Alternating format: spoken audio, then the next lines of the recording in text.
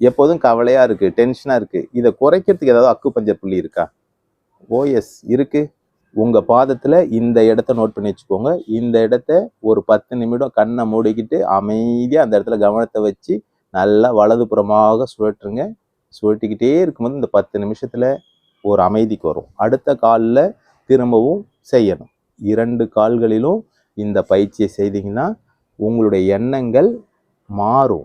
மனம் அது செம்மையான மந்திரங்கள் ஜெபிக்க தேவையில்லை. உங்களுடைய சிந்தனை கவலையில் இருக்கு, அதை எடுத்து இந்த இடத்துல நீங்க ஆக்டிவேஷன் பண்ணும்போது உங்களுடைய சிந்தனை மாறுகிறது. சிந்தனை மாறும்போது உங்களுக்குள்ள ஒரு அமைதி வருது. அமைதி வந்தோடனே கவலை மாறிடும்.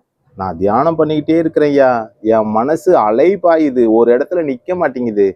எப்படி மனசை ஒரு நிலைப்படுத்துறது? ஒன்றும் இல்லை. நீங்க ஒரு அறையில இருக்கீங்க. அந்த அறையில ஒரு டிவி இருக்கு. அதில் எவ்வளோ வால்யூம் சவுண்டு இருக்கோ ஃபுல்லாக வைங்க.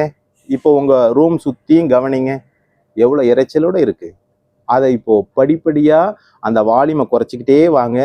அது மியூட் ஆகிடும். 0க்கு வந்ததுக்கப்புறம் இப்போ உங்கள் ரூம் சுற்றியும் கவனிங்க, எவ்வளோ அமைதியாக இருக்குது. இதே தான் நம்ம மூளைக்குள்ளார ஒரு டிவி இருக்குதுன்னு வச்சுக்கோங்க.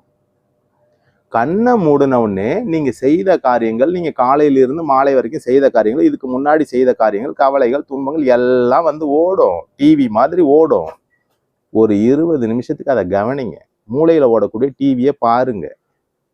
அது கொஞ்ச நேரம் மன அலைச்சல் வேகம் குறையும், தானாகவே குறையும். குறைஞ்சு அப்படியே 0 சைக்கிளுக்கு வர தொடரத்துக்கு முயற்சி பண்ணும். அப்போ உங்களுக்குள்ள ஒரு அமைதி வரும். அவசரப்படாதீங்க. 20 நிமிஷத்துக்கு மேலே தான் உங்களுக்கு தியானத்தில் மகத்துவமே இருக்குது. அப்போது நீங்கள் இந்த 0 சைக்கிளை நீங்கள் தொடர்றதுக்கு முன்னாடி ஆல்ஃபா ஸ்டேட்டுக்கு வருவீங்க. ஆல்ஃபா ஸ்டேட்டுக்கு வந்து மனம் அமைதியாகிடும். பிரபஞ்சத்தோட தொடர்பு வந்துடுவீங்க. உங்களுக்கும் இந்த பிரபஞ்சத்துக்கும் நெருங்கிய தொடர்பு உண்டாயிடும். அப்போ என்ன நடக்கும்? நீங்கள் பரவசமாகிடுவீங்க. உங்கள் முகம் பிரகாசமாகிடும். நீங்கள் நினச்ச காரியம்லாம் வாழ்க்கையில் நடக்க ஆரம்பிக்கும்.